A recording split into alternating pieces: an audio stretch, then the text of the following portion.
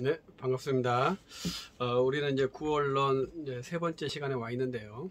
이제 우리는 이제 구언론이 상당히 이제 민감한 부분이기 때문에 우리 교재의 틀을 약간 벗어나서 진행하고 있습니다. 이번 시간은 약간 예측이 불가능하지만 상당히 긴 영상이 될 것으로 예측합니다. 그래서 우리는 이제 무조건 한 컷으로 가기 때문에 약간의 에러가 나도 계속 진행할 것이라는 그런 양해를 바라고, 그런 것들이 이제 실황 그대로 나가기 때문에 그런 것들 여러분들이 이제 감안을 해주시고 들어주시기를 바랍니다. 이제 우리가 지금 현재 하려고 하는 것은 이제 이 구언론에 관련된 부분인데요. 우리 한국 교회에 이제 능동적 순종과 수동적 순종의 논쟁이 발생했습니다. 그거에 대해서 우리가 기독론에서도 한번 제가 간략하게 한번 이제 지나가는 식으로 이제 우리 교재의 저자인 서철원 박사님은 그것을 인정하지 않는다, 이렇게 말씀을 드린 적이 있습니다. 그러나 그것이 이제 우리에게 매우 핫한 이슈이기도 합니다. 그래서 이제 우리 구언론에 와 있으니까 다시 그러한 부분이 등장하게 되고, 또 이것을 우리도 한번 생각을 하면서 어떻게 우리가 신앙 논쟁의 현장에 관객이 아니라 내가 토론의 주체자로서 참여할 수 있을까, 이러한 것도 한번 생각할 수 있는 그런 시간을 가졌으면 좋겠습니다. 그래서 이제 우리가 어느 수준에서는 토론의 주체가 되어서 이 신학의 담론들을 이끌어 나가고 거기에 자기 의견을 개진할 수 있는 그러한 능력을 가져야 합니다. 그래서 이것이 상당히 민감한 주제이기 때문에 저도 이제 개략적으로 말씀을 드리면서 여러분들도 한번 생각해 보시라, 이러한 것으로 이야기를 구성을 하고 있습니다. 그래서 이제 능동적 순종과 수동적 순종이라고 하는 것은 그리스도의 생애를 두 파트로 나누었다, 이렇게 볼 수 있죠. 근데 이것이 기독론인데 왜 구언론에서 다루냐 하면, 그것은 구언론에서 그 테마가 나와요. 구언론이란 것은 구원받음과 구원받은 후에 어떻게 신자가 구성되어 있는가, 이러한 것에 대해서 이해하는 것이거든요.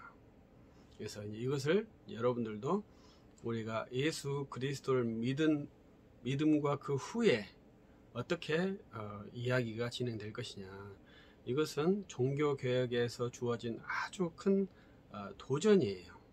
그래서 우리가 그리스도인으로 어떻게 살 것인가, 이러한 논의의 촉발이 종교개혁, 루터가 던진 하나의 강력한 도전이라고 볼 수 있습니다. 그 이전에는 어떻게 했겠어요? 교회가 가르친 대로 하는 것이었습니다.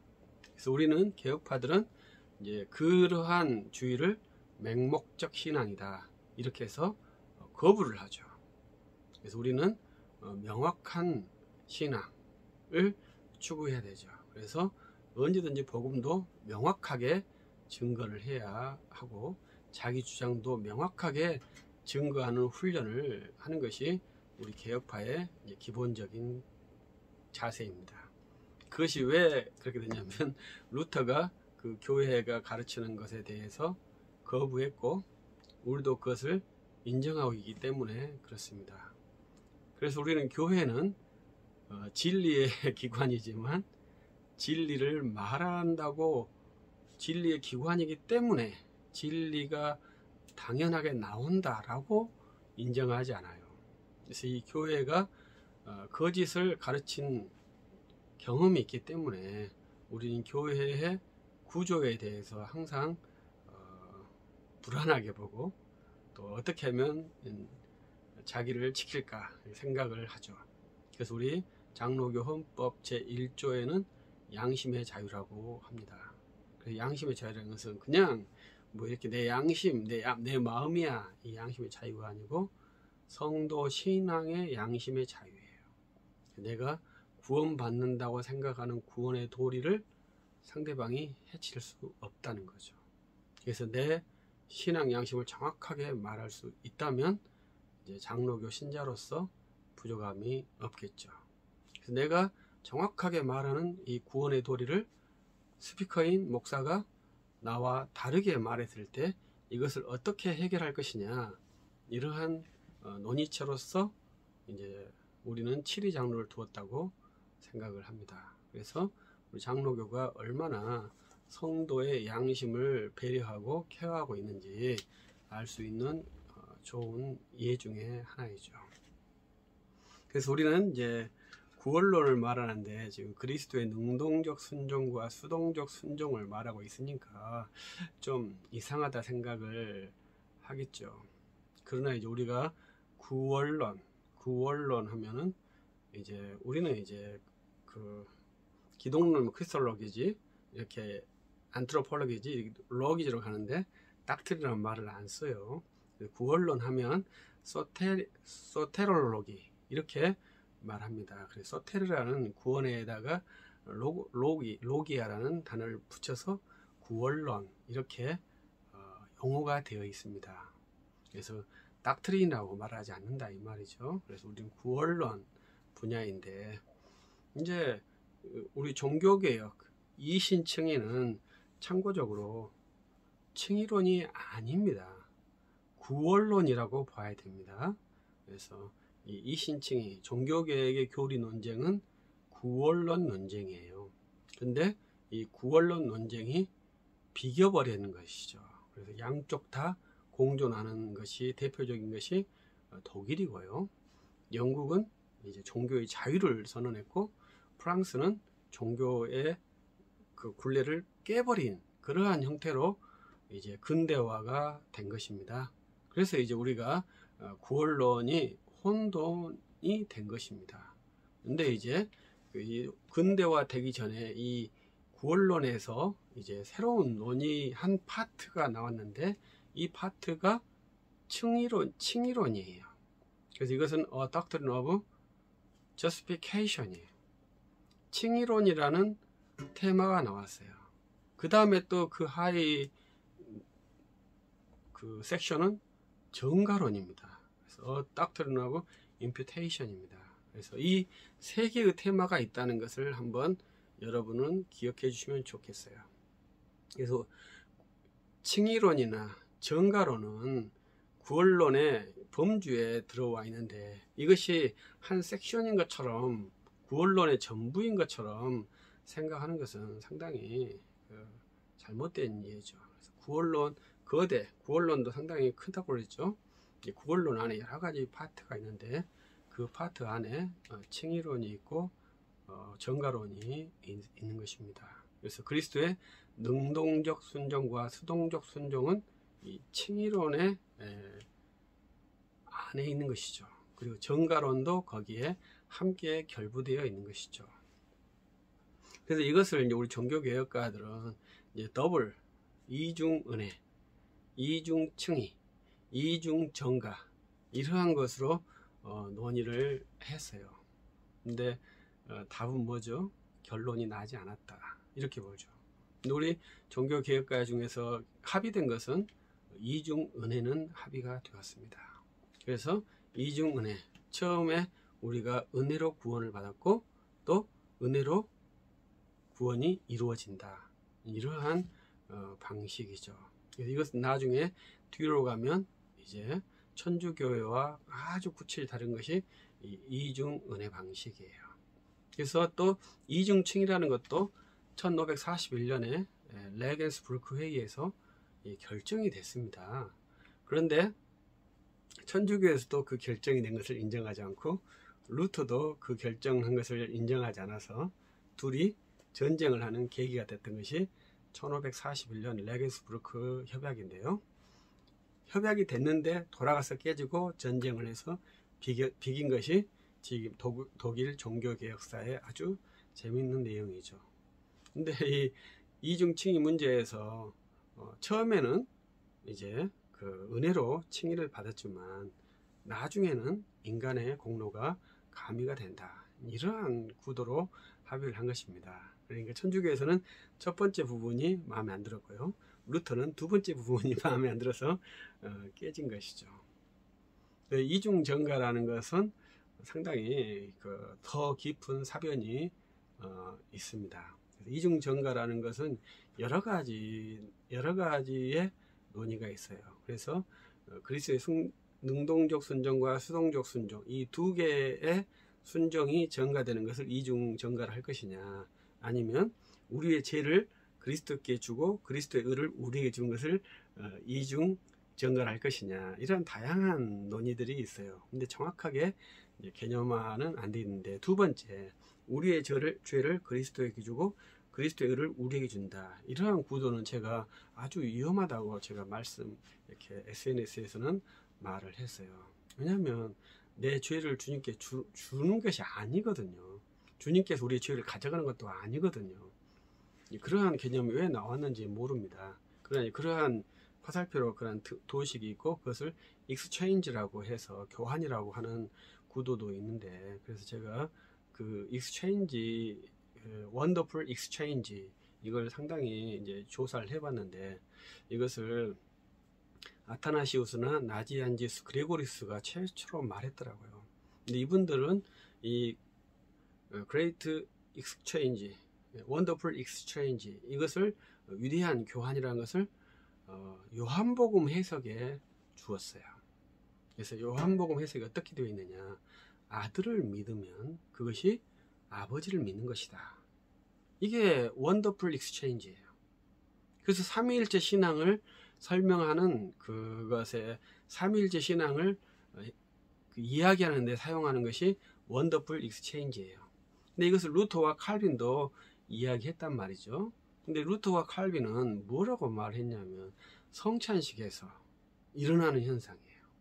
우리가 빵을 먹지만 그 빵이 그리스도의 살이다. 이 원더풀 익스체인지예요.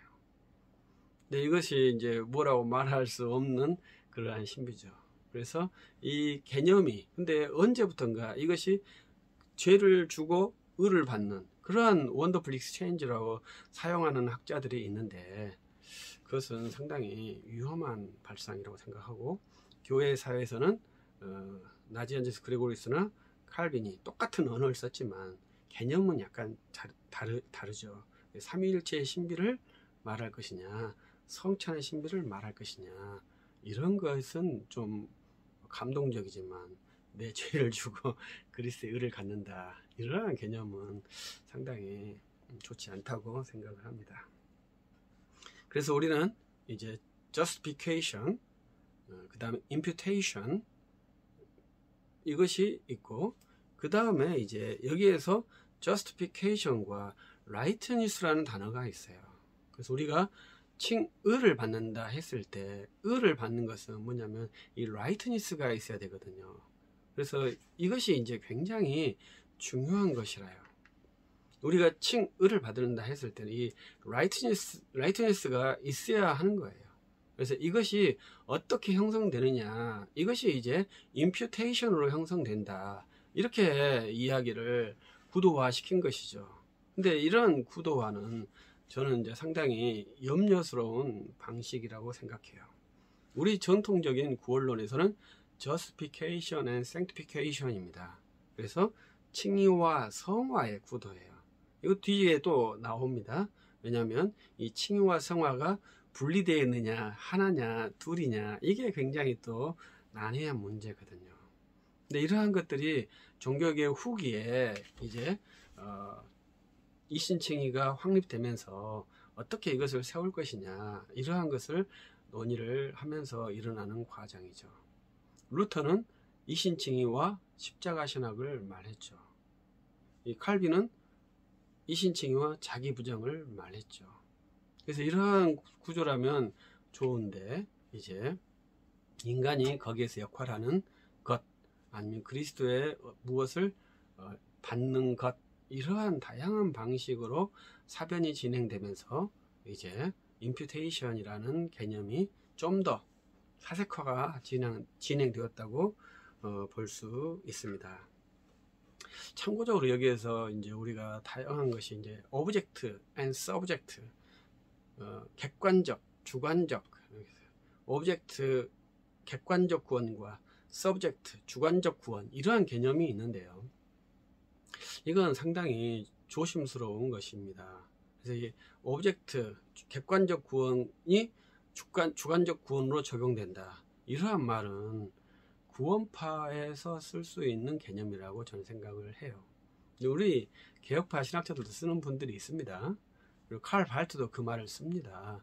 그래서 칼 발트는 객관적 구원을 예수께, 주관적 구원을 성령께, 이렇게 해서 구도를 만들어 놨고, 예수를 화해주로, 성령을 구속주로, 이렇게 배치한 것이 칼 발트의 도식이죠. 근데 이 객관적과 주관적 구원을 나눌 때 이제 우리가 나중에 보면 알겠습니다만은 구원에서 가장 중요한 것이 소명이라는 것이거든요.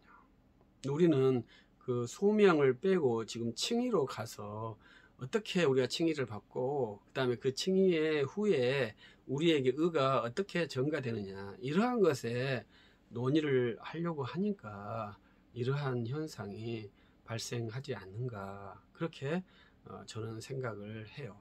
그러나 이제 소명이 시작되면 이 소명은 좀 더 다르거든요. 그래서 우리가 소명은 justification도 아니고 imputation도 아니고 sanctification도 아니지 않습니까? 그러니까 이 소명이라고 하는 것이 우리 구원의 서정에서는 제 첫 번째예요. 우리 교재에서는 부르심이라고 한글로 했고, 이제 한자어로 하면 소명이죠. 그래서 소명이 상당히 중요하죠. 그래서 우리는 이 콜링에서 시작되죠. 우리는 개혁파니까. 근데 루터는 외래적 그래서 alien righteousness, 외래적 의에서 우리의 구원을 시작되는 거죠. 그래서 루터가 상당히 파격적인 주장을 한 것이죠. 왜냐하면 그 당시에 구원의 보고가 교회에 있다고 믿었거든요. 그런데 루터는 에얼리언이라고, 외부에서 온다고 주장을 한 거예요. 그러니까 루터의 주장이 얼마나 그 당시에는 혁명적이라고 생각을 해야 합니다. 그러니까 그 당시 근 1000년 동안 구원은 교회가 있어, 죄사함의 주체는 교회야, 이렇게 말했는데 루터가 아니야, 구원은 외부에서 우리에게 와, 죄사함의 주체는 주 예수 그리스도야, 이렇게 주장을 한 것이거든요. 그것이 뭐 대수냐하지만은 침묵을 깬 소리죠. 그것이 95개조 반박문의 요체예요. 죄사함은 교회에 있지 않고 죄사함은 주 예수께 있다.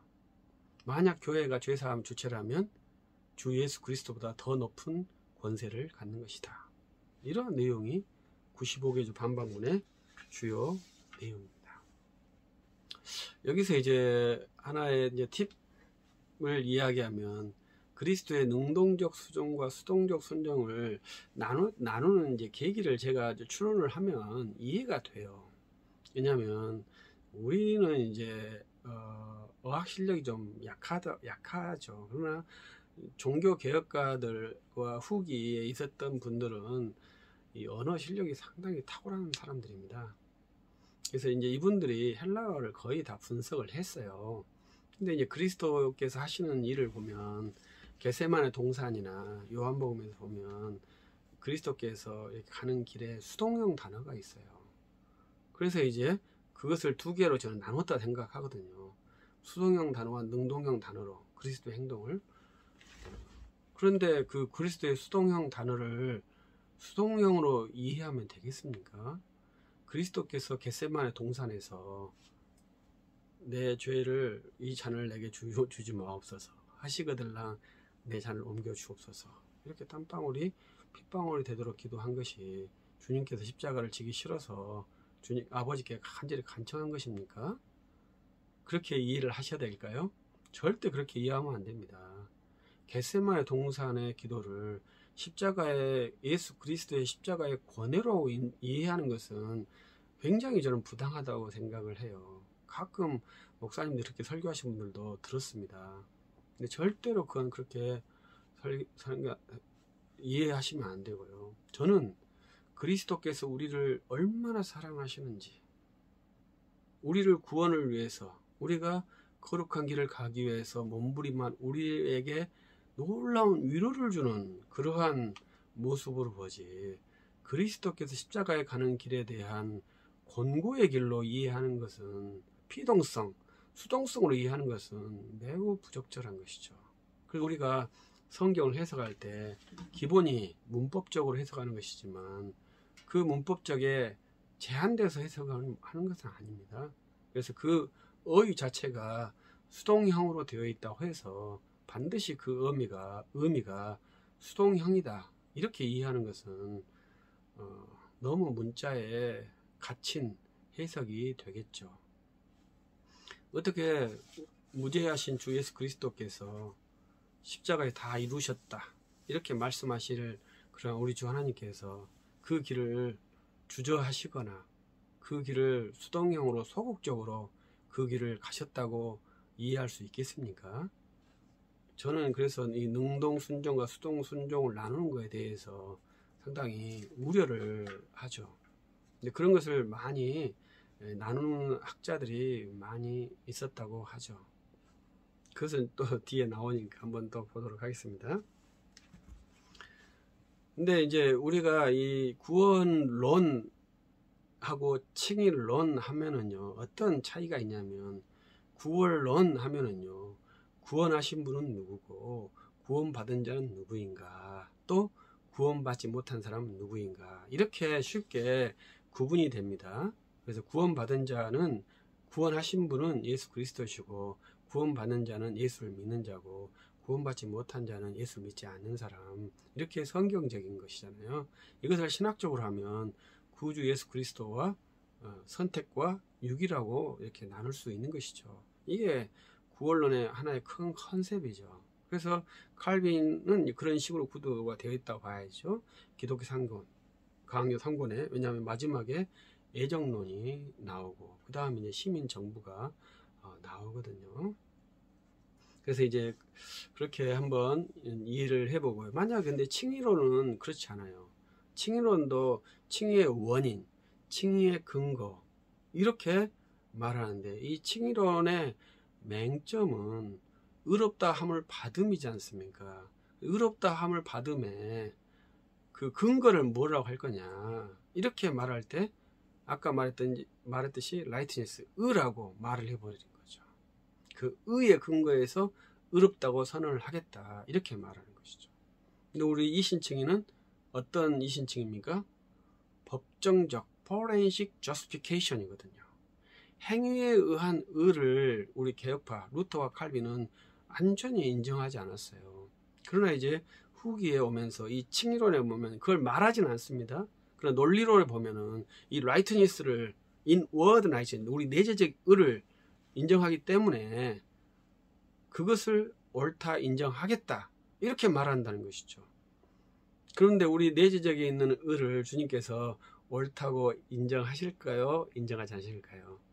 인정합니다. 그러나 그때 우리 개혁파는 그것을 이중은혜, 은혜로 앞에 은혜라는 것이 들어가는 것이죠.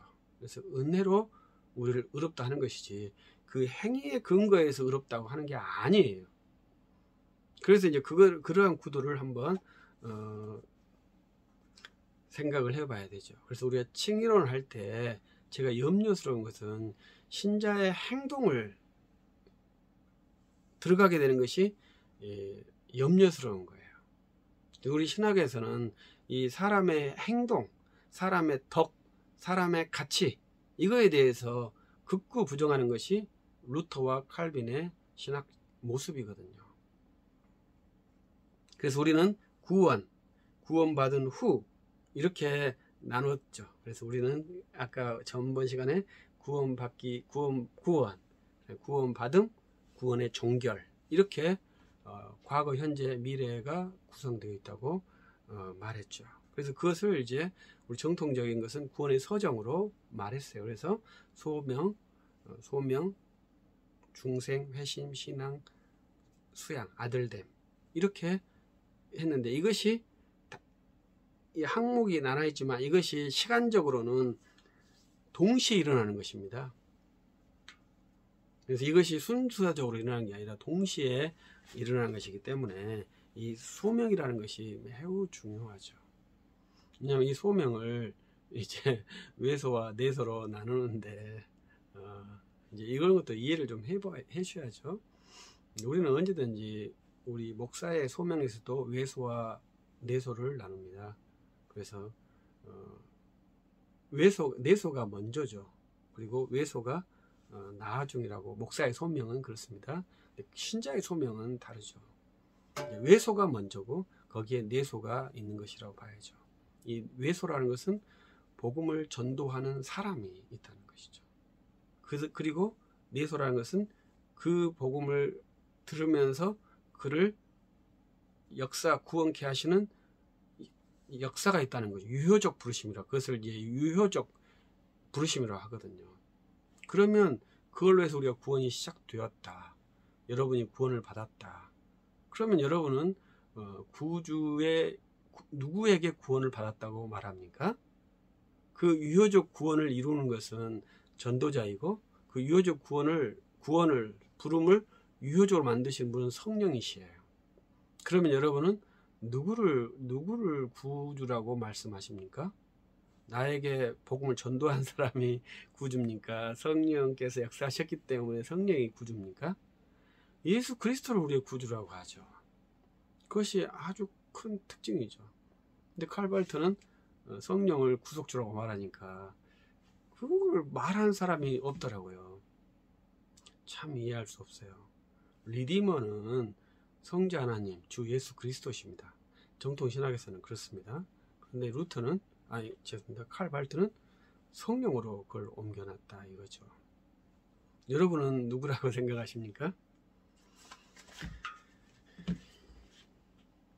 그래서 칭의론에 가면은 이러한 것에 관심이 있는 게 아니라 칭의 다음에 정가에 관심이 있어요.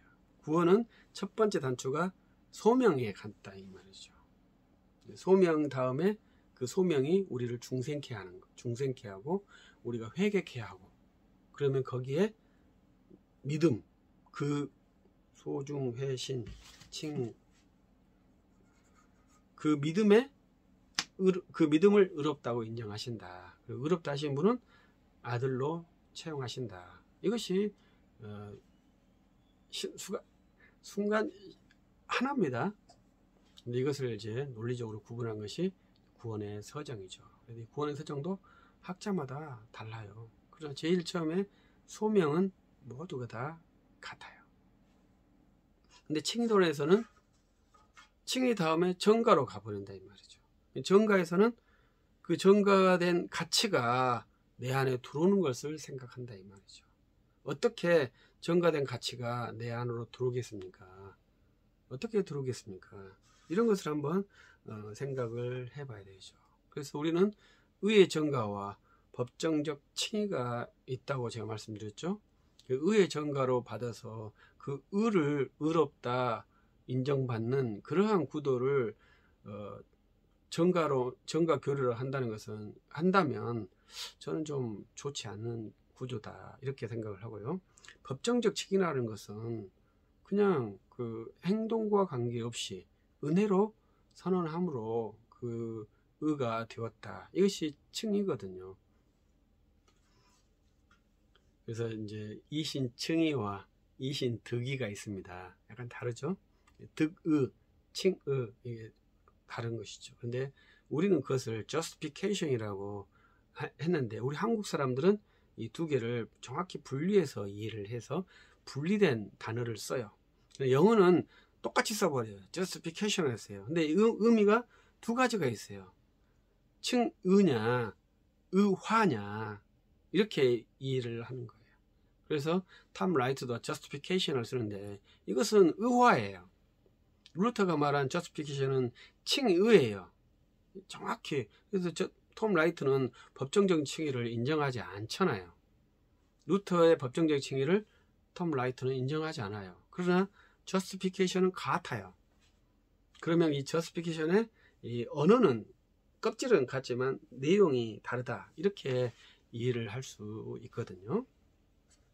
그래서 우리는 칭의를 받으면 우리는 의인이 되었죠. 그래서 의인이 되면 우리의 본질이 의인이 되는 것이 아니고 우리 안에 어떠한 의가 있는 것이 아니다. 이것이 법정적 칭의 개념이죠. 그래서 우리는 법정적으로 의인이지만 본질적으로는 죄가 있는 그러한 상태로 루터가 제시를 해줬죠. 그래서 우리는 의인이면서, 이 순서가 중요합니다. 의인이면서 죄인이죠. 죄인이면서 의인이 아니라요. 의인이면서 죄인이죠. 이 개념이 루터가 말했던 구원받은 후에 우리의 이해죠. 이것이 로마서 7장에서 보면 이것이 나타나는 거예요. 그래서 로마서 7장 해석이 이 성화의 이해에서는 매우 중요한 거예요. 오라 나는 공고한 이 사망이 뭐 누가 날 구원해내라. 이 탄식이 구원받기 전의 탄식이냐 구원받은 후의 탄식이냐, 이게 아주 중요한 성경 해석이죠. 우리는 루터나 칼빈이나 어거스틴은 다 구원받은 후에 사도 바울이 한 탄식으로 이해를 하죠. 이런 것들도 한번 로마서 7장을 이해할 때 참고를 해서 이해를 해 보시기 바랍니다. 그리고 그래서 우리가 의가 있다 이렇게 칭의론 정가론에서 말하는데, 칼빈은 루터와 약간 다르게 성령을 말한 거죠. 루터는 십자가를 말했고요. 칼빈은 성령을 말했죠. 그래서 칼빈은 이제 성령께서 그리스도와 연합케 하는 끈, 그래서 신자와 그리스도가 신비한 연합을 이룸, 이거에서 말해서 이 구원론에서 성령을 말한 것이 칼빈의 특징이죠. 그러나 이제 그 루터의 후대에 영향을 받은 그러한 그 다음 세대에서는 의가 있다 이렇게 이야기를 한 것이죠. 이 의를 어떻게 이룰 것이냐, 이러한 이야기로 전개를 해버린 것이죠. 상당히 그래서 이것을 이제 서초롱 교수님께서 사색적이다 이렇게 분석을 했고, 그것은 많은 사람들이 다 인정을 하는 것입니다. 후기 개혁주의는 스콜라적이다. 그래서 스콜라 리폼드 이렇게 인정하는 것이죠. 근데 그건 서 교수님 인정하는 것이 아니라 누구나 다 인정한 것이죠. 사변이 들어간 것은 우리가 경계하는 것이죠. 지나친 사변이 경건을 이루지 못하죠. 그래서 그러한 것들 때문에 후기 개혁주의를 아리스토텔레스주적인 사변이 있다 이렇게 분석을 하죠. 근데 참고적으로 이제 우리 청교도들은 라미즘, 피터 라무스라는 사람의 영향을 많이 받았어요. 그래서 그 당시 프랑스에서 두 개의 사고 체계가 발생되었는데, 정통적인 아리스토텔레스적인 사고 체계와 피터 라무스가 만든 라미즘이라는 사고 체계, 이 두 개가 있는데 청교도주의자들은 이 라미즘의 영향을 많이 받았어요. 윌리엄 퍼킨스도 그렇고 이제 우리의 믿음의 선진인 엘드류 메알빌도 라미즘의 영향을 받았습니다. 그래서 이 사고 체계 훈련이거든요. 그래서 그 인문학이거든요. 이 사고 체계 훈련을 라미즘으로 많이 받은 사람이 있고 아리스토텔레스 체계로 받은 사람이 있죠. 우리 성경은 툴은 시스템은 제공하지 않잖아요. 성경을 읽을 때 그 시스템을 장착하는 것이 상당히 중요한데, 그 시스템의 툴이 기본적인 것이 아리스토텔레스고 그 다음에 라미즘이죠. 이 라미즘의 영향을 또 받은 교육학자들이 또 있어요. 그래서 이제 그러한 사람들의 교육 체계도 있기 때문에 우리가 받는 서양의 교육 체계는 이 아리스토텔레스적인 사고 체계와 피터 라무스의 사고 체계가 융합된 그러한 사고 체계로 우리가 교육을 받고 있어요. 이런 것들이 계속 변화되면서 아주 세밀한 부분에서 조율을 하고 있는데, 거대에서는 두 개의 사고 체계로 하고 있는데, 신학을 할 때 사고 체계가 반드시 들어가지만 중요한 것이 계시 정신이 있어야 하는데, 이제 스콜라주의자들에게는 그것이 좀 부족했다. 후기 개혁파 신학자들에게는 그것이 좀 부족했다. 이렇게 볼 수 있죠. 왜냐하면 그분들은 루터와 칼빈이 만들어 놓은 그 체계 위에다가 이제 사고 체계를 만들려고 했어요. 그래서 이제 문제는 루터와 칼빈을 정확하게 개성하지 못하는 약간의 문제점을 낳게 된 것이죠. 그래서 저는 이제 구원론과 칭의론 이렇게 두 개를 대비시키고 있지 않습니까? 이 구원론에서는 구주를 믿는 것을 중요하게 생각하죠. 그래서 구주 예수를 믿고 구주 예수를 믿는 백성이 어떻게 살 것인가, 이렇게 논의를 하는데, 칭의론에서는 그리스도의 의가 나한테 전가되고 내가 의롭게 되는 것을 어떻게 할 것이냐, 이렇게 전개를 하는 거예요.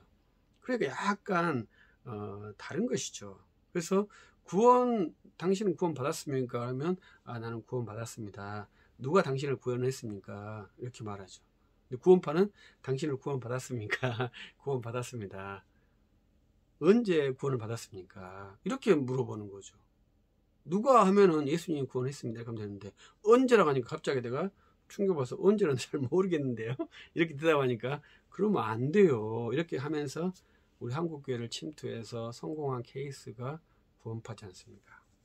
얼마나 구원파가 세력이 큽니까? 그러면 이제 그분들은 이제 그러한 식으로 도전을 해서 성공한 케이스죠. 그때 언제라고 말하면 언제는 우리는 관심이 없어요. 누가 했는지가 중요해요. 나의 구주의 이름은 예수 그리스도시에요. 나는 주 예수밖에 없어요. 이렇게 말하면 되는 것인데, 그 생일을 모른다고 쫄아서 굴복하는 것이 얼마나 웃긴 것입니까? 내가 내 생일을 모르면 어때요? 사는데 아무 지장 없습니다. 저는 생일을 좋아하지 않아요.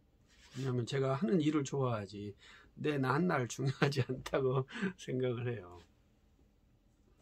그래서 구원을 하면 구원하신 주님께 관심을 두는 훈련을 하게 됩니다. 근데 칭의를 하게 되면 칭의론을 하게 되면 그 의가 내게 들어오게 되고 그 의가 나를 의롭게 한다. 이렇게 관심의 포인트가 바뀌는 거예요. 그래서 우리는 구원론에서는 주님이 구주가 누구신가, 이렇게 질문을 하게 되는데, 칭의론에서는 그 구주가 나에게 어떻게 행하셨는가, 이렇게 관심을 갖는 거예요. 이 질문이 약간 다르죠. 나를 구원하신 주님을 내가 어떻게 믿고 어떻게 행동할 것인가, 이것이 구원론의 질문이라면, 칭의론은 1세기에 구원하신 그 주님이 나에게 어떻게 의를 주시는가, 전가를 어떻게 의를 전가하시는가, 이렇게 관심이 바꿔지니까 약간의 문제가 되는 것이죠. 그래서 우리는 예수님은 누구인가, 이렇게 질문을, 나의 구주는 누구인가, 이렇게 질문하도록 제가 부탁을 드린 거잖아요. 그런데 이제 청교도주의에서는 예수님은 어떻게 행동하셨는가, 이러한 질문을 하게 되는 거예요. 그래서 이러한 대표적인 책이 예수님이라면 어떻게 행동하셨을까, 이게 예수님은 어떻게 하셨을까, 이 책 제목이 있지 않습니까? 이게 아주 대표적인 청교도주의의 책이거든요. 그래서 이제 그것이 자유주의로 귀결된다고 봐야 되겠죠. 그래서 자유주의는 예수님을 탐구를 하는 것인데, 예수님 탐구를 합리적으로 탐구해서 예수님이라면 어떻게 하셨을까, 이것은 감정적인 판단이거든요. 합리적인 판단을 했을 때는 실패를 했죠. 그래서 예수님이라면 어떻게 행동했을까, 이렇게 생각하지 마세요. 이 시점에서 내가 예수님을 믿고 고백하면서 내가 어떻게, 양심으로 어떻게 행동할 것인가, 이렇게 결정을 해 주셔야 되겠죠. 그래서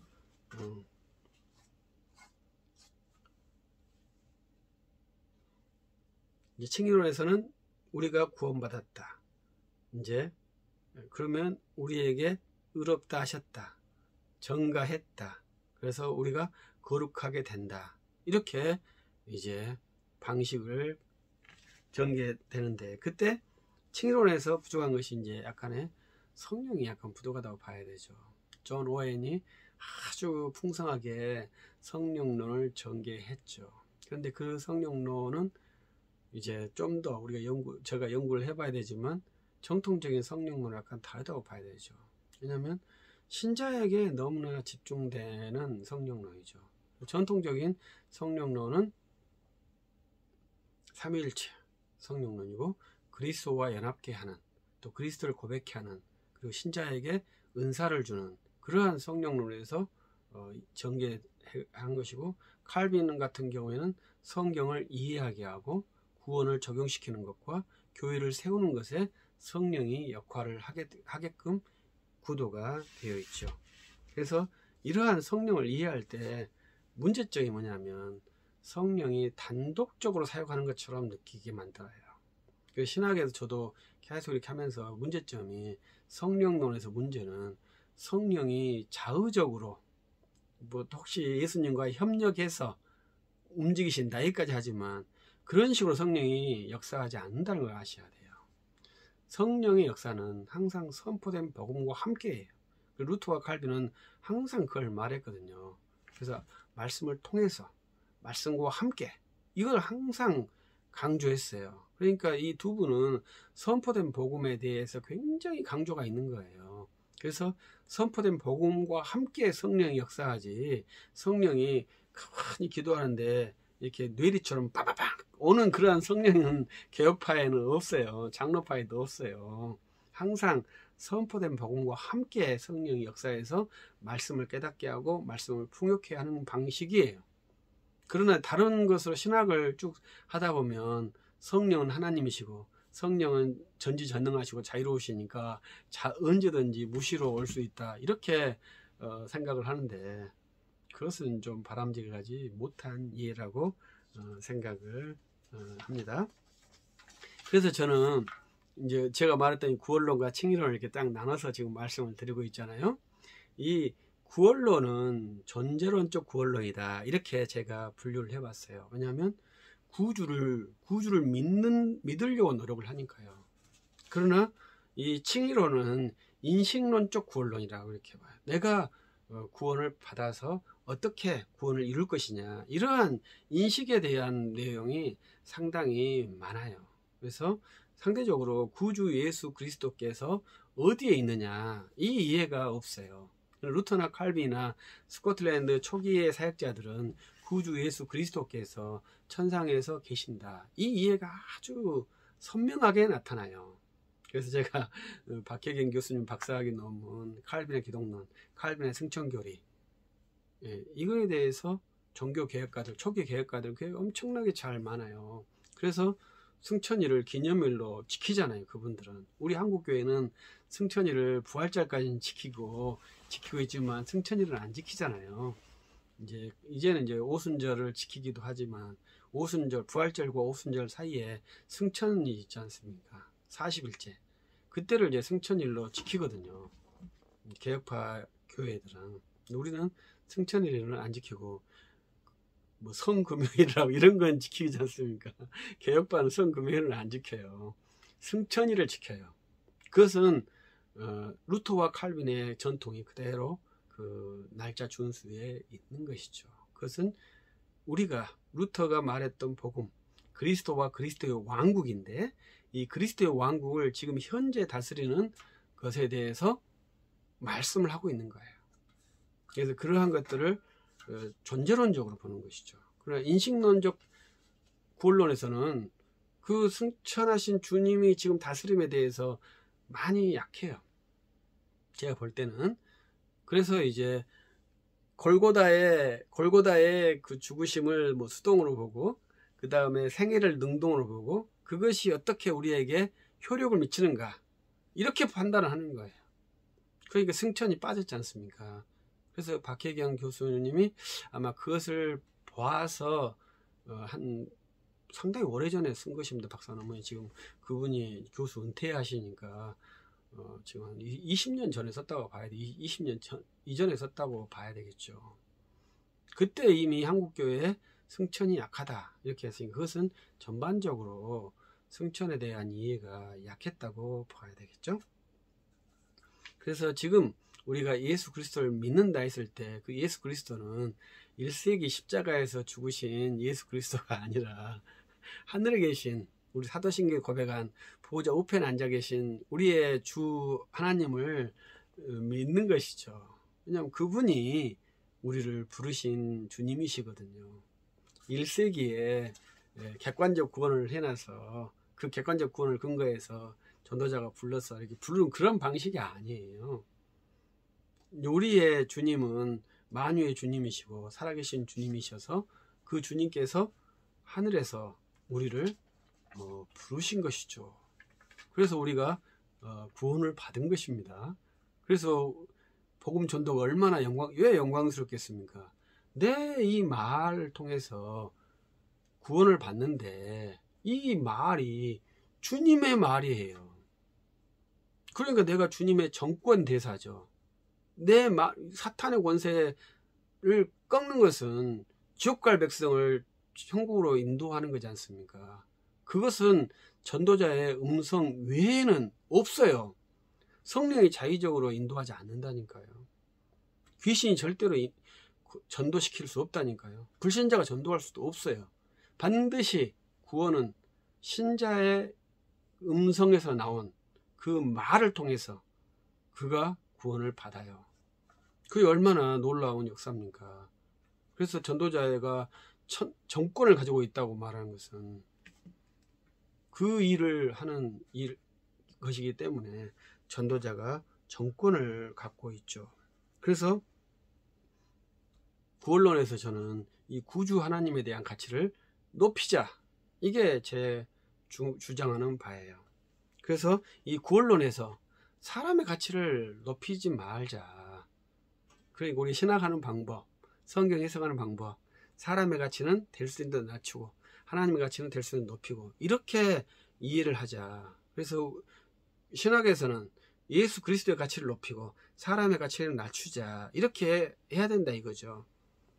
사람은 어떻게 하고요? 이렇게 하면 이렇게 밸런스가 이렇게 되는 거죠. 밸런스가 균형을 맞추면 안 된다는 거죠. 주님만 높아지시고 우리 인간은 낮아지고, 이렇게 돼야 된다는 거죠. 밸런스가 주님하고 우리하고 밸런스를 맞추면 되겠습니까? 안 되겠죠. 그래서 루터와 칼빈은 사람의 가치를 절대 부정했다고 말을 하잖아요. 계속 공부하잖아요.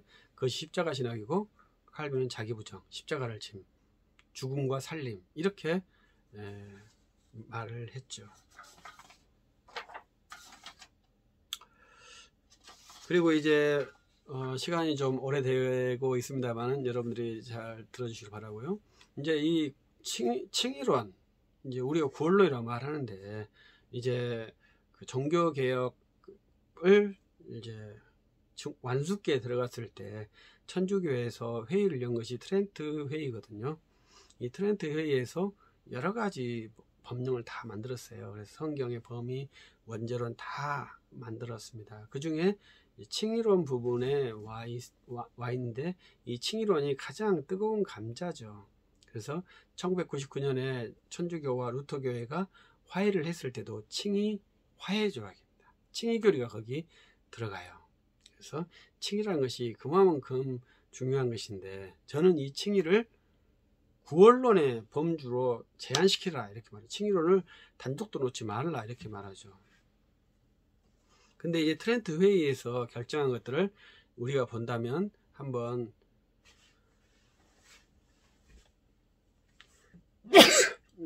죄송합니다. 이것은 이제 편집이 돼야 되는데 제가 아직 편집 기술이 없기 때문에 그대로 나가게 됩니다. 트렌트 회의의 결정에 대해서 우리 개혁파들이 반대하는 내용들을 제가 몇 가지를 무순으로 정리를 해봤습니다. 여러분들이 한번 이해를 해보시면 좋겠습니다. 첫 번째는 자유의지예요. 우리는 자유의지를 인정하지 않는다 이렇게 볼 수 있죠. 근데 트렌트 회의에서는 자유의지를 인정하죠. 두 번째는 칭의의 상실 가능성이에요. 우리는 칭의 상실 가능성이 없죠. 그렇기 때문에 구원의 탈락 가능성이 없어요. 그러나 이제 트렌트 회의에서는 천주교는 구원의 탈락 가능성이 있죠. 그 다음에 우리는 justification을 우리는 칭의라고, 이 사람들은 의화라고 말하죠. 그래서 우리는 이 사람들은 이 믿음이 시작되지 않습니까? 이 사람들은 세례에서 믿음이 시작되거든요. 우리는 소명에서 믿음이 시작되지 않습니까? 그래서 이 세례에서 믿음이 시작돼서 마지막에 칭의가 있어요. 톰 라이트도 미리적 칭의를 하거든요. 그래서 이 마지막에 믿음에서 시작해서 마지막 칭의까지 갈 수도 있고 못 갈 수도 있다, 이렇게 말하고, 못 가더라도 뭐 지옥이 없으면 되는 거 아니겠습니까? 여호와의 증인 분들은 그 멸절설이잖아요. 영혼 멸절설이잖아요. 그러니까 저 같은 사람은 난 천국에 있고 싶지 않다, 멸절되면 더 좋겠다, 이렇게 말하니까 그 여호와의 증인이 이해를 못해요. 가장 좋은 것이 무념무상 아니겠습니까? 사라지면 가장 좋은 것이죠. 근데 안 사라지니까 문제죠.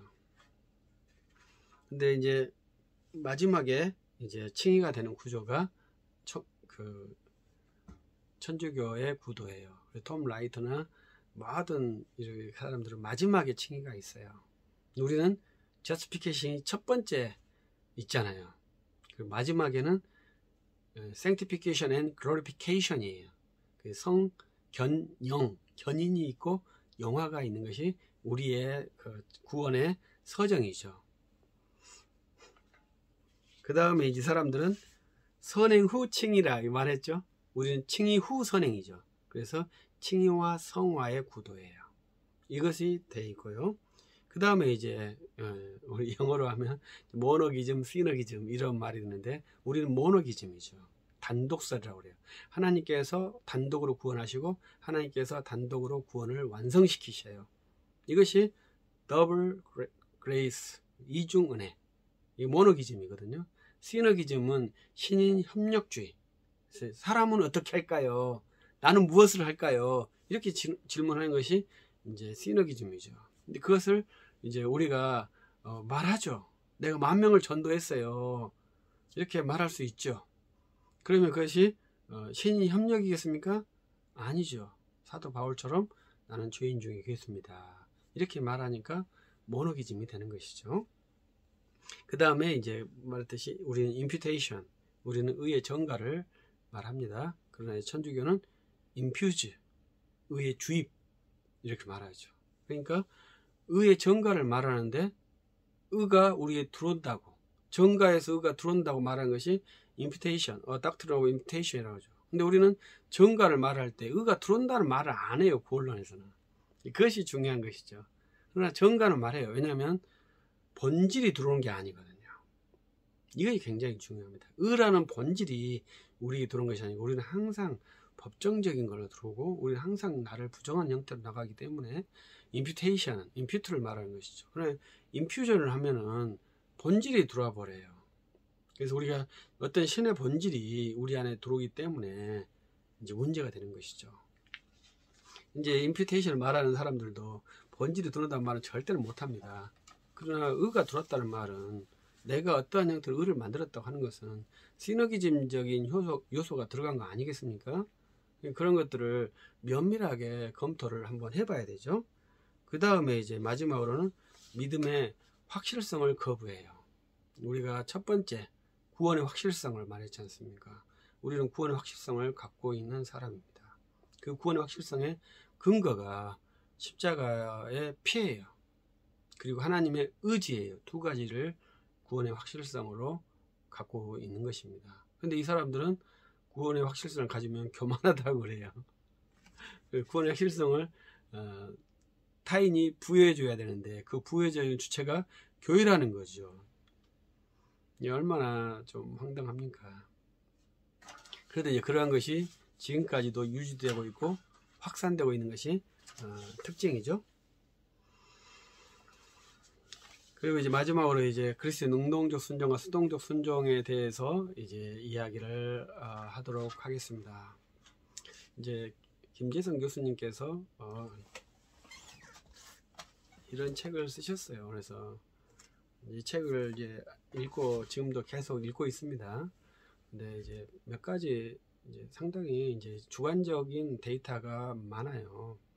근데 좀 아쉬움이 많죠. 왜냐하면 후배들이 열심히 연구하고 있는 후에 이것을 쓰셨기 때문에 그 후배들의 탐구에 도움이 되고 도전이 되는 것을 해야 되는데 그 카테고리 안에 있다 이렇게 생각을 하고 이제 그것을 주장할 때 객관적인 데이터를 많이 주어서 설득을 시켜야 되는데 여전히 주관적인 주장에 선에 있다 이렇게 생각을 해요. 우리가 이제 이 책은 아닙니다만은 이제 가장 중요한 데이터, 기본적인 데이터는 존 페스코라는 신학자가 쓴 웨스트민스터 신앙고백서 분석이에요. 제가 그 책을 읽으면서 이거 써서 보니까 이 능동적 순종과 수동적 순종, 웨스트민스터 신앙고백서의 능동적 순종과 수동적 순종에 대해서 그분이 분석을 하셨더라고요. 그래서 이제 웨스트민스터 회의록이 복원이 돼서 그것에 근거해서 이제 분석을 하신 거예요. 근데 그게 참 재밌는 것은 그 당시에 이제 칭의론을 연구했을 때 그 토론 과정이 자료로 있다는 거예요. 그래서 이제 이 페스코라는 분이 그때 이제 발언 숫자들을 다 정언하고 발언 횟수, 발언자 수 이렇게 정의를 한 거예요. 그래서 발언자 수가 많고 발언 횟수가 많다. 능동적 순종과 수동적 순종의 횟수가 많기 때문에 그 당시에 능동적 순종과 수동적 순종이 더 유효했다. 그래서 웨스트민스터 신앙고백서에서 능동적 순종과 수동적 순종의 개념이 있다. 이런 식으로 표현을 한 거예요. 그래서 저는 이제 시골뜨기 목사이기 때문에 참 내가 노예 20년을 지내면서 저렇게 이해를 하지 않았는데 미국 목사가 왜 저렇게 이해를 할까 이렇게 생각을 했습니다. 왜냐면은 제가 이제 노예 회의하면은 법대로라는 말을 쓰거든요. 법대로라는 것은 문장 그대로 한다는 이 말이거든요. 근데 법에 없는 말이거든요. 그러니까 근데 이제 더 재밌는 것은 이 능동적 순종과 수동적 순종의 단어가 웨스트민스터 신앙고백서에 없습니다. 근데 이분은 개념이 있다고 주장을 하는 거예요. 왜 있냐? 발언 횟수가 많고 발언자가 많기 때문에 그렇다는 거예요. 그럼 저 같은 사람이 들었을 때는 그건 더 이상하다. 발언 횟수가 많고 발언자가 많고 그 당시에 주도적인 견해였다면 그 어휘가 웨스트민스터 신앙고백서에 채택이 돼야 되는데 그렇게 많음에도 불구하고 채택이 안 됐다는 거죠. 그게 더 이상하지 않나요?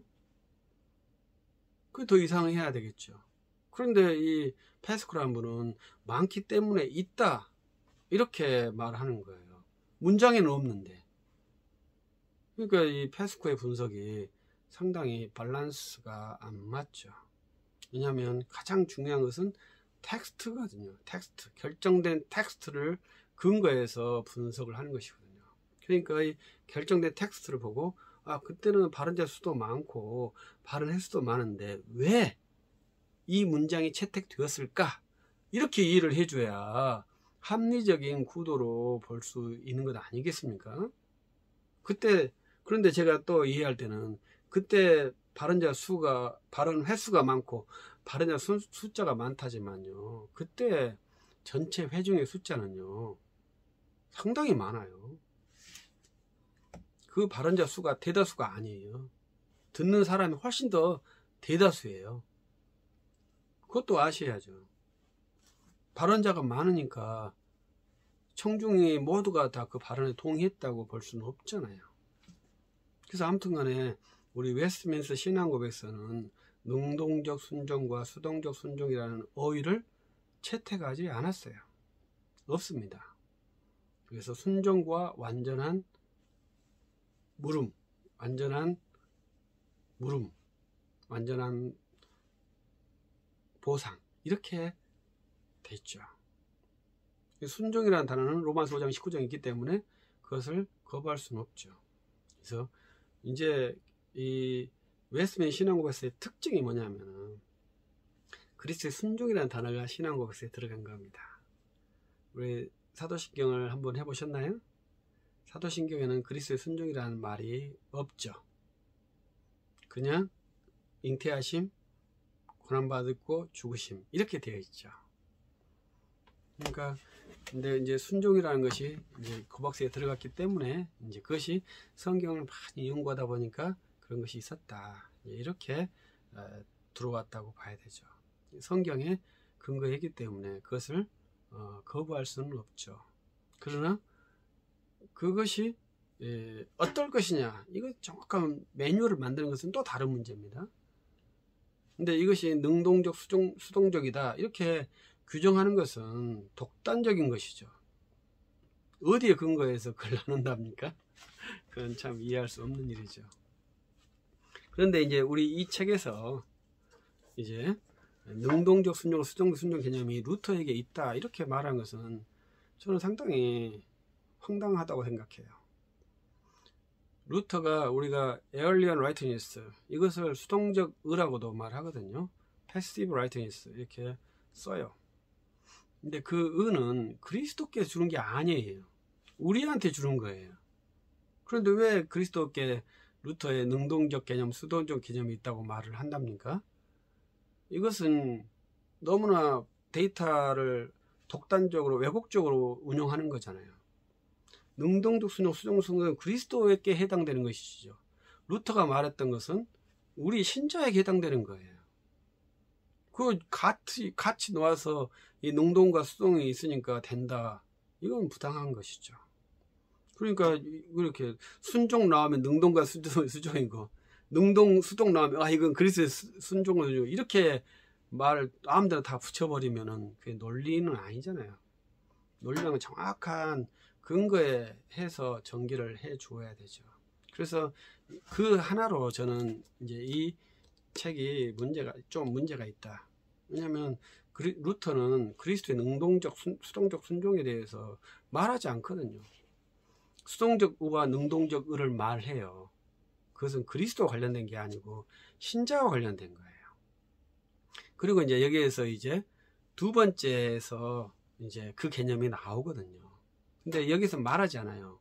그게 뭐냐면 오시안더라는 사람이에요. 루터의 제자거든요. 루터의 비서고. 근데 이 오시안더가 루터의 사상을 떠나죠.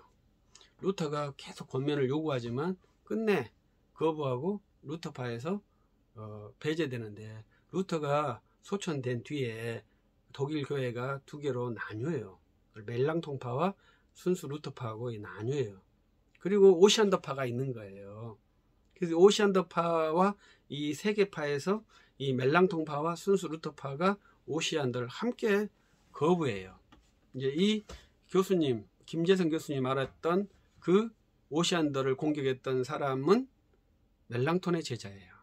그리고 루터파의 제자였던 플라키우스도 오시안더를 비판을 해요. 그 플라키우스의 비판 내용을 우리 신호석 교수님께서 자기 논문에 쓰셨죠. 그래서 제가 그에 대해서 약간 그 의문점을 제시했는데 그 논문에서 배자까지 이렇게 쭉 하면서 이 배자도 능동적 순종 개념이 플라키우스에서 왔다 이렇게 밝히는 내용이에요. 그래서 신학적 연속성을 천주교에서 배자까지 쭉 여기 연결을 시키는 거예요. 그래서 저는 그러한 역사관으로 보는 책이 정당하느냐 이런 식의 의문을 제기했었죠. 그래서 플라키우스에서도 능동적 순종과 수동적 순종, 그 다음에 멜랑톤의 제자에게서도 능동적 순종과 수동적 순종, 그리스도의 순종을 두 개로 나누는 것이 있어요. 왜 그분들이 나눴냐를 밝혀줘야지. 여기에서 그건 오시안더의 본질적 의가 전달된다, 이것을 변호하기 위해서 나온 거예요. 그리스도의 능동적 순종과 수동적 순종을 주장하기 위해서 나온 게 아니다 이 말이죠. 오시안더의 사상을 배격하기 위해서 나온 개념이에요. 근데 이제 오시안더가 이제 배격되고 이 개념이 남아있는 거죠.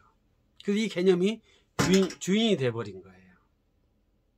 그러면 이 개념이 나올 때마다 항상 오시안더를 생각을 해야 되는데 오시안더는 다른 사라져버리고 이 개념만 남아 있어서 이 개념은 있죠.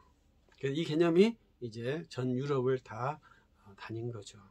근데 그 다음 세대에 이제 피스카토르라는 사람이 수동성만 강조를 한 거예요. 교회는 항상 원리가 있습니다. 그리스도의 가치를 높이게 하려고 하는 원리가 있습니다. 그러니까 그리스도의 그 능동성을 거부하니까 그 좀 문제가 있잖아요. 그러니까 능동성을 거부하지 말라 이렇게 말하는 것이죠. 그러나 피스카토르는 십자가면 좋아요. 십자가면 완전하지 않나요? 이렇게 주장을 하는 것 같죠. 그러니까 아니다. 우리는 그리스도의 전체를 받는 거예요. 하나라도 빠지면 안 돼요. 그러니까 빠지면 안 된다. 그래서 모든 걸 취하자. 이렇게 되는 것이죠. 그래서 피스카토르가 그 당시에 어떻게 보면 뜨거운 감자였던 것 같아요. 그래서 웨스트민스터 신앙고에서 당시 그렇게 말하면 피스카토르가 돼? 이렇게 논박을 한 거죠. 이런 논박은 상당히 안 좋죠. 우리 뭐 말하면 너 그렇게 말하면 좌빨이야. 너 그렇게 말하면 우빨이야. 이렇게 말하면 할 말을 잃어버리잖아요. 왜 그런지 논리적으로 설명을 해야 되는데 이러한 토론 방식이 그 당시에도 있었다는 것이죠. 그래서 이 오시안더와 피스카토르가 동시에 순차적으로 등장을 하게 돼요. 그런데 이제 피스카토르는 많이 등장하는데 이 오시안더는 등장하지 않는 거예요. 중요한 것은 오시안더라는 사람인데 오시안더 때문에 이 그리스도의 능동적 순종과 수동적 순종이 나왔다. 이렇게 이해를 해야 돼요. 그런데 이제 우리가 항상 제가 말한 것 같은 구원론에서는 구주 예수 그리스도 자체에 포커스를 두어요. 근데 칭의론에서는 좀 세분화 시켜가지고 그가 어떻게 이렇게 하니까 그것이 이제 사색적이라고 볼 수밖에 없는 것이죠. 그 다음에 이제 논쟁은 뭐냐면 신율법주의와 무율법주의 논쟁으로 전환이 돼요. 그래서 이 논쟁은 스코틀랜드 교회에도 있었고 잉글랜드 교회에도 있었어요. 그러나 답이 안 나와요. 그렇게 싸우면서 이제 이실론 데이즘 진영의 모든 주도권을 다 빼앗겨 버린 거죠. 그 데이즘이 이제 교회와 사회의 주도권자가 되었고 데이즘 이실론 근거에서 자유주의 신학이 나오는 거예요. 그 데이즘의 가장 기본적인 것은 기적을 부인한 거잖아요. 그래서 유명한 홍해의 기적, 모세가 레드씨 이것이 홍해라는데 그 원어로는 갈대바다다. 발이 무릎까지 차는 그 갈대바다를 헤치고 나왔다. 이렇게 이해하고 또 오병이어의 기적은 뭐 숨겨놨다 다 양심을 찔러서 먹었다. 이렇게 합리적으로 해석을 하는 것이 기적을 부인하는 거잖아요. 이런 것이 왜 가능하겠어요? 이실론 때문에 가능한 것입니다. 이것을 교회가 그 당시에 이 무율법주의와 신율법주의 논쟁을 하면서 세상 변화에 따라가지 못한 것이죠. 현재 제가 결론적으로 말을 한 것은 우리 한국교회도 지금 그러면 안 된다. 그러한 상황이 도출되고 있다. 이렇게 말씀을 드리고 싶은 거예요. 그래서 이 신율법주의와 무율법주의 논쟁은 행위 문제거든요. 신자가 어떻게 행동할 것인가 이 문제예요. 근데 제가 누차 말한 것은 뭡니까? 그리스도 자체에 우리가 포커스를 두어야 한다. 예수 그리스도 자체에 포커스를 두는 훈련을 해야지 내가 어떻게 행동할 것인가 이 행동을 A로 할 것인가 B로 할 것인가 이것을 토론하자 하면은 답이 안 나온다는 것이죠.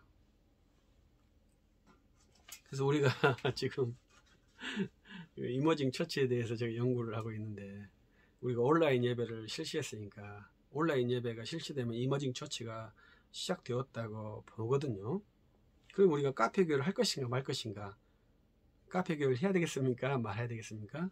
지금은 이제 토론 못하죠. 왜냐하면 이미 다 허용됐으니까. 그래도 하면 안 돼 이렇게 주장하는 사람이 있지 않겠습니까? 그러면 카페교회를 해야 되겠습니까? 하지 않아야 되겠습니까? 이걸 토론하지 말자는 거예요. 주 예수 그리스도에게 거기에 계속 집중하도록 한번 그리스도의 복음을 전하는데 힘을 써보자고 제가 주장을 하는 거예요. 그것이 구원론이다 이거죠. 그러나 칭의론, 정가론 하면 이 행위 문제로 결국은 귀착이 되었고 신율법주와 무율법주의 논쟁이 치열하게 전가되는데 결국은 가닥을 못 냈어요. 왜냐하면 너 무율법주의야. 그러면 저 사람이 너는 그러면 신율법주의야. 이렇게 서로 상호간에 논박을 하기 때문에 그런 것이죠. 너 뭐야? 그러면 나 뭐 아니야. 이렇게 주장을 할 필요가 있겠습니까? 그러나 너 예수 그리스도를 증거하지 않아. 이렇게는 쉽게 할 수 있겠죠. 그래, 나 예수 그리스도를 증거해. 그래, 나도 예수 그리스도를 증거해. 예수님 누구야? 나의 구주야. 우리의 구주야. 유일하신 구주야. 이렇게 전하면 되지 않겠습니까? 우리가 어떻게 살 것이냐, 이것도. 그래서 저는 행위가 아닌 믿음의 주이신 예수 그리스도를 믿고 예수 그리스도를 전하자. 이것이 구원론이다. 이렇게 말하고 싶은 거예요. 근데 저도 이제 많이는 안 읽어봤습니다만 칭의론과 정가론을 보면 이게 없다고 제가 느낀 거예요. 그래서 지금 총체적으로 긴 영상을 하고 있고요. 그래서 우리 16세기의 종교 개혁은요, 이제 제가 말씀드렸듯이 1517년 면죄부에는 이신칭에 나오지 않습니다. 그때는 죄사함에 대해 나와요. 면죄부, 죄사함의 주체가 누구냐? 루터는 죄사함의 주체가 교회라고 주장한 그 당시에 그 형식에 대해서 거부를 한 거예요. 죄사함의 주체는 오직 주 예수 그리스도시다. 이걸 주장한 거예요. 그것이 뭐 대단한 것 같지 않지 않습니까? 그런데 그것 때문에 루터는 몇 번 죽을 고비를 넘긴 거죠. 그래서 주께서 믿음의 사역자를 살려주셔서 교회를 세우시고 믿음의 도리를 회복하신 것이죠. 그런데 그 교회, 그 루터의 교회 지역에서 히틀러도 나오고 칼 막스도 나오고 별의별 사람이 다 나오잖아요. 칸트도 나오고. 왜 그럴까요? 믿음을 지키기가 그렇게 어렵습니다. 거룩한 것은 쉽게 변질이 돼요. 그게 참 이해할 수 없는 것이죠. 그래서 16세기의 종교개혁은 다른 것이 아니라 구원의 확증자, 구원의 시작자는 예수 그리스도시다. 이걸 강조한 거예요. 교회가 아니다는 거죠. 그리고 근데 이제 17세기에 이제 스코틀랜드 교회 사람들은 또 재밌는 것은 만유의 주가 예수 그리스도시다. 이게 스코틀랜드 존 낙스의 기본적인 거예요. 앤드류 멜빌도 그게 기본이에요. 사무엘 러더포드도 그게 기본이에요. 만유의 주가 예수 그리스도시고 나는 그 주의 사역자, 복음의 선포자다. 그 복음의 선포자에 예외가 있겠습니까? 없겠습니까? 예외가 없죠. 그러니까 왕도 말씀의 사역자의 복음에 복종을 해야 되죠. 그러니까 왕이 얼마나 기분 나쁘겠어요. 그러니까 이 제임스 1세가 제임스 6세 스코틀랜드에 있을 때 그 앤드류 멜빌에게 눌려가지고 살다가 잉글랜드 돌아가니까 런던이 도시가 좋기도 하겠습니다만은 그 압박에서 해방돼서 가기 때문에 얼마나 좋았겠어요. 스코틀랜드에서는 종교개혁이 성공했기 때문에 왕이 꼼짝없어요. 목사한테 복음을 들어야 돼요. 스코틀랜드 교회에서는 복음의 사역자들이 그 천지의 대주제이신 주 하나님, 우리 주 예수 그리스도의 대리자로서 복음을 선포한다는 그 의식이 아주 강한 거예요. 그것이 종교개혁가들의 아주 외치는 것입니다. 루터의 글을 읽고 있는데 루터의 글에는 그리스도와 그리스도의 왕국이 나타나요. 칼빈에게도 이 그리스도의 왕국이 정확하게 나타납니다. 이 그리스도의 왕국의 왕은 누구시겠습니까? 그리스도시죠. 그리스도께서 세상을 통치하시는 기관은 두 개다. 이렇게 본 것이 두 왕국이죠. 그것이 루터와 칼빈, 모든 교회의 갈등 요소예요. 그러나 이제 그것이 근대화되면서 종교가 분리되면서 이제 그러한 의식들이 많이 사라졌죠. 그러나 이제 아브라함 카이퍼 같은 사람들은 신칼빈주의에서 사회를 그리스도의 문화로 만들기 위해서, 정권은 안 되니까 사회를 그리스도의 문화로 만들기 위해서 노력을 한 것이 기독교 사회관이죠. 우리 한국은 그렇지 않죠. 우리 사회가 불교 사회지 않습니까? 불교가 신라시대 때부터, 삼국시대 때부터, 고려시대, 조선시대 때도 종교는 불교였더라고요. 그래서 이 불교가 우리 사회에 2000년 동안 있었어요. 그래서 몇 천년 고찰 이렇게 되잖아요. 이 동안 우리 사회가 불교 사회였기 때문에 우리 사회를 기독교적인 마인드로 바꾸는 것이 상당히 어렵죠. 그럼에도 불구하고 130년 동안 우리 사회에 많은 역할을 했죠. 그것은 병원과 교회의 근대적인 교육 시스템, 근대적인 의료 시스템을 우리 개신교가 감당했기 때문에 그런 것이죠. 그것이 좀 부작용이 있어서 그렇습니다만은, 그래서 이제 우리 사회에 이제 우리 개신교적인 요소들이 상당히 있습니다만은 130년은 턱없이 부족하죠. 1000년 사회를 바꾸는데 130년은 상당히 문제가 있죠. 그래도 이제 우리 사역자들은 열심히 복음을 전도하고 교회를 세움으로 이 땅의 주인이 주 예수 그리스도이시고 천지의 대주제이신 우리 주 하나님이시라는 것을 정확히 믿고 그 하나님의 통치를, 그리스도의 왕국을 만드는데 노력한다면 그것이 종교개혁의 연속이라고 저는 생각을 합니다. 그래서 저는 이 능동적 순종과 수동적 순종의 그 논란에서 이러한, 제가 이제 사람은 항상 생각이 동의가 안 돼요. 모든 사람의 생각은 다 편차가 있습니다. 나하고 생각이 같은 사람은 이 땅에 존재하지 않습니다. 다 편차가 있어요. 근데 이 편차를 극대화시킬 것이냐, 극소화시킬 것이냐, 이런 것은 이제 정치적인 것이고 사랑이라고 볼 수 있습니다. 그래서 이제 이 싸움은 이제 어떻게 보면 같은 개혁파 진영에서 싸우는 싸움이거든요. 이신칭의를 믿는 안에서 싸우는 사람들입니다. 싸우는 것입니다. 그래서 저는 좀 아쉬움이 있고요. 이러한 표현을 쓰고 싶어요. 늪속에서 둘이 싸움을 하자. 그러면 내가 이긴들 그 늪속에서 나올 수 있겠습니까? 이것이 스코틀랜드 교회에도 있었죠. 잉글랜드 교회도 있었습니다. 미국도 있었죠. 미국 장로파들이 얼마나 엄격합니까? 그러나 그분들이 계속 신파, 구파 나누며 싸우다가 결국은 미국 사회 주도권은 침례파로 넘어갔잖아요. 감리교도 상당히 강하죠. 근데 그분들은 교리 논쟁을 하지 않았다고 해요. 근데 장로파나 회종파들은 열심히 교리 논쟁을 했죠. 그 결과 시스템은 굉장히 견고할지 모르지만 대사회적인 분포력, 영향력은 상대적으로 약하죠. 그렇기 때문에 우리 한국교회도 지금 그러한 실패 사례에 재현이 되지 않을까 우려를 하는 것입니다. 제가 그래서 스코틀랜드도 그랬고 잉글랜드도 그랬고 미국도 그랬고 우리 한국도 똑같은 패턴이 또 온 거예요.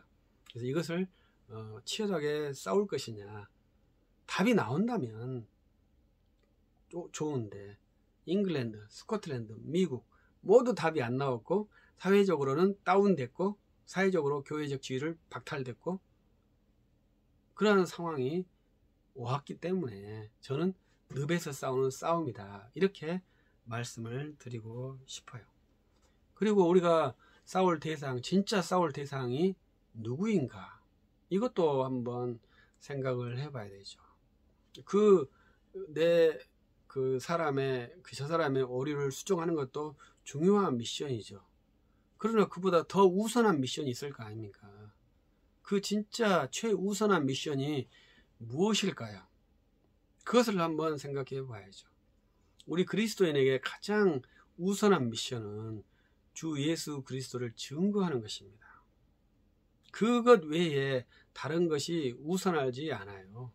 그래서 이제 우리가 요한복음 11장, 12장, 12장에 보면 마리아가 향유를 붓는 사건이 나오잖아요. 그때 이제 게하르드 마이어 박사는 그 모습을 보고, 이제 가룟 유다가 비판한 그 모습을 보고 독일 교회가 이래서 망했다. 교회는 구제하는 기관이 아니다. 주님을 믿고 기념하는 기관이다. 이렇게 정리를 해요. 교회는 구제도 하고 사랑도 하고 디아코니아도 하고 다 해야 되죠. 그러나 가장 중요한 것은 주 예수 그리스도를 믿고 그분의 이름을 증거하는 것이 교회의 기본 책무고 그리스도인의 기본 미션이에요. 우리가 의견이 다르면 논쟁도 해야 되죠. 그러나 그것이 우선한 건 아니다 이 말이죠. 논쟁을 하면서도 복음을 전도하겠죠? 사람은 그렇게 쉽지 않습니다. 두 가지 생각을 잘 못해요. 그리고 한 가지 생각에 개념하면은 또 다른 본연의 의무를 상실할 수도 있어요. 그렇기 때문에 정말로 하나의 그 포커스에 논의를 집중할 수 있도록 해야 되죠. 그래서 이것은 또 열심히 연구하시면 되죠. 연구하고 글로 이렇게 써서 또 이렇게 하고 그러면 되죠. 그러면서 주님의 이름이 교회와 우리 사회에서 풍성해진다면 그것이 구원의 놀라운 열매가 되지 않을까. 우리 한국교회 교회 숫자가 교회 숫자는 증가했대요. 크리스천의 숫자는 감소했대요. 그게 어떻게 이해해야 될까요? 그러면 아무튼 숫자가 감소했기 때문에 우리의 그 의무를 하고 있지 못하다고 봐야 되지 않겠습니까? 우리가 열심히 예수 그리스도를 증거해서 크리스천들이 많이 발생하도록 해야 되고, 또 교회도 많이 생겨나도록 해야 되고, 사회에서 창조 질서가 잘 실현될 수 있도록 노력을 해야 되겠죠. 그것이 구원론의 아주 중요한 내용이라고 저는 생각합니다. 그래서 이제 마지막으로 우리 진리의 길은 좁은 길을 하잖아요. 근데 교리에서 이제 그러한 것이 나와요. 그러니까 325년에 그 니케아 정통파이지 않습니까? 그 니케아 2단은 아리우스거든요. 니케아 정통파들이 이제 싸움을 싸웠다 이 말이죠. 그리고 이제 그 정통파들도 모였는데 거기에서 또 2단이 나오는 거예요. 그분이 아폴리나리우스라는 분이거든요. 이 아폴리나리우스는 니케아 정통파예요. 그러나 기독론에 와서는 2단이 돼버려요. 이것이 좁은 길이에요. 우리들도 마찬가지죠. 이신칭에서는 같이 묶어져 있어. 그러나 그 세부에서는 또 달라. 그래서 이 다루는 것을 어떻게 할 것이냐. 근데 우리는 그 포스트 모던 사회이기 때문에 이 다른 것을 2단이라고 규정할 수 있는 권위체가 못 돼요. 끊임없이 믿음을 정진하고 주 예수 그리스도를 전하자고 합의하면서 협력하면서 가는 것이 우리 시대에 그리스도인을 사는 방법이라고 저는 생각을 해요. 그러나 이제 4, 5세기 때는 권위체가 결정을 해버려요. 근데 이제 종교계의 의회는 권위체가 결정을 못하게 됐잖아요. 종교의 자유를 허용했잖아요. 그러니까 2단 논쟁이 상당히 쉽지 않아요. 우리 한국교회는 정말로 감사하게 그 한 초기에 몇 년 동안 권위체를 가지고 있었죠. 그래서 안식교도 2단으로 와버리고 여호와의 증인도 2단으로 하고 통일교도 2단으로 하고 2단으로 결정한 케이스가 있잖아요. 근데 지금 한국교회 무질서한 것은 A교단은 2단, A교단은 정통, 이러한 케이스가 발생하니까 사람들이 헷갈리는 거예요. 그래서 우리가 개신교의 전체 교회가 협의를 해서 2단이라고 결정하는 것은 절대 2단이라고 해줘야지. 여기서는 2단, 여기서는 괜찮아. 이렇게 하면 안 되는 것이죠. 그래서 영향력을 상실한 이유 중에 하나라고 생각을 해요. 옛날에는 여기서 한 교단에서 2단이라 하면 모든 교단에서 그것을 다 수용해 준 거예요. 그러니까 빠르게 2단으로 이렇게 인정을 해줬죠. 그러니까 우리가 합동 측이라면 합동 측에서 2단으로 안 했어요. 근데 통합 측에서 2단으로 한 거예요. 그러면 합동 측에서도 통합 측 2단으로 했으니까 저 이단이구나 이렇게 해서 동의를 했다 이 말이죠. 근데 지금은 이단이를 했어? 우리는 안 할 거야. 이러한 이상한 환경이 되니까 쉽지 않는 싸움이 된 것이죠. 그런데 이 그리스도의 능동적 순종과 수동적 순종은 더 협소한 논쟁이에요. 우리가 그런 싸움을 할 때가 아니라고 봐요. 더 놀라운 문제가 산재해 있거든요. 그 문제를 해결한 다음에 이렇게 좁아지는 것이 좁은 길이지, 이 문제를 싸우고 이 큰 걸 놔두면 안 된다 이 말이죠. 근데 거짓의 길은요 항상 넓어집니다. 그러니까 예수님이 돌아가신 이유는 무엇입니까? 바리새파 사두개인 둘이 협작한 것도 부족해서 헤롯 당도 협작하고 열심당도 협작하고, 헤롯도 본디오 빌라도도 모두가 다 합심해서 예수 그리스도를 죽였지 않습니까? 그들이 협심이 안 되면 예수님은 안 돌아가시겠죠. 그래서 사도 바울이 예루살렘에서 나는 바리새인이다 이렇게 외쳤지 않습니까? 그러니까 예루살렘 사람들이 바리새인과 사두개인으로 쫙 나눠져서 논란이 일어나면서 바울 사도는 안 죽었죠. 예수님은 잠잠하시니까 그들이 다 협잡해서 예수님을 죽인 거죠. 그래서 진리의 길은 가면 갈수록 좁아집니다. 그러나 거짓의 길은 가면 갈수록 넓어집니다. 지금 우리는 진리의 싸움을 하는 것이죠. 왜냐하면 좁은 싸움을 하니까. 그러나 그 싸움이 좀 더 넓게 봐주어야만이 우리가 현재 생존할 수 있고 합당한 교회, 좀 더 효과적인 복음 전도를 할 수 있는 그러한 수준이 되지 않을까 이렇게 생각을 해요. 그래서 저는 그리스도의 순종, 능동적 순종, 수동적 순종 이렇게 말할 때 저는 이신칭의 논쟁에서도 그렇게 말했어요. 우리가 이신칭의를 수종할 것이냐, 이신칭의가 합당할 것이냐 이렇게 했을 때도 이신칭의를 논쟁하지 말고 예수 그리스도를 전하도록 노력하자. 근데 더 협소한 데가 와버린 거죠. 그러니까 어떻게든지 그리스도를 전하도록 우리가 협력하자, 양보하자, 참자. 주님이 영광 받으신 일에 내가 참는 것이 얼마나 복된 일이겠습니까? 그러면 되지 않을까 이렇게 생각을 해봅니다. 여기까지 영상 하고요. 상당히 긴 시간이 되었습니다. 그래서 이제 구원론인데 마지막 구원론에서 salvation, 이 구원론에서 이제 justification, 그 다음에 imputation, sanctification, glorification 이런 것들의 어휘들이 이제 무질서하게 나열됐습니다. 그래서 여러분들이 이 영상을 보시면서 여러분들이 한번 생각을 좀 더 해보시고 이제 책들을 읽어보시면서 끊임없이 우리가 믿음의 정진을 하면서 또 상대방의 주장을 경청할 수 있고 또 말하지 않더라도 내가 내 생각을 간직할 수 있다면 그것이 좋은 지식인이죠. 그래서 우리가 이러한 지식을 체득한다는 것은 이제 성경을 읽는 프레임을 만드는 것이거든요. 근데 제가 지금 요한복음을 주일날 설교를 하고 있는데 요한복음의 아주 강력한 내용은 주 예수 그리스도를 믿으라예요. 그것을 예수님이 자기 입으로 말씀하는 것이 특징이에요. 나를 보내신 분은 아버지시고 그 아버지께 보내신 나를 너희는 믿어야 한다. 그래야 구원, 영생을 얻는다. 이 말이 요한복음 1장에서부터 마지막까지 내용이더라고요. 그래서 지금 이제 마지막까지는 안 했습니다만은 그거 보니까 예수님의 자기주장이라고 말하거든요.